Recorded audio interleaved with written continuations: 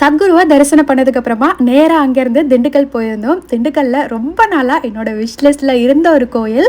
S, பாதாள செம்ப முருகனை தரிசனம் பண்ணணும் அப்படிங்கிறதுக்காக போயிட்டோம். நிஜமா இதெல்லாம் எனக்கு ஒரு கனவு மாதிரி இருக்கு. இங்கெல்லாம் போக முடியுமா அப்படின்னு நினைச்சது உண்டு. அன்எக்ஸ்பெக்டடா திடீர்னு கிளம்பி பழனிக்கு போனது இல்லாம சித்தரை வந்து தரிசனம் பண்ணோம். அங்கிருந்து வந்து பாதாள செம்ப முருகன் கோயிலுக்குமே போறதுக்கான பாக்கியம் கிடைச்சது. கோயிலுக்கு போய் சேர்றதுக்கே 10 மணிக்கு மேல ஆயிடுச்சா.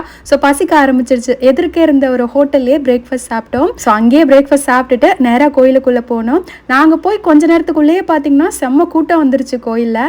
அங்கே காட்டியிருந்தல அதுக்குள்ளே வந்து உள்ள படிக்கட்டு இறங்கி போயிட்டு பாதாளத்துக்குள்ளே தான் வந்து முருகப்பெருமான் இருக்காரு. கோயிலுக்குள்ள இன்னொரு சிறப்பான விஷயம் என்னன்னா, லைன்ல நிற்கிற பக்தர்கள் பேசக்கூடாது. அப்படி பேசினா வேண்டுதல் பலிக்காதுன்னு. ஸோ எல்லாருமே குவைட்டா போய் சாமி கும்பிட்டோம். முருகன் ரொம்ப அழகா இருந்தாரு. இது வரைக்கும் பார்த்ததுல இவர் ரொம்ப வித்தியாசமாகவும் இருந்தாரு. இதுக்கு முன்னாடியே நான் வீடியோல மூலவர் பார்த்திருந்தேன். அதே மாதிரியே இருந்தாரு. நான் லாங் வீடியோல உங்களுக்கு எல்லாமே ஷேர் பண்றேன். பாய்.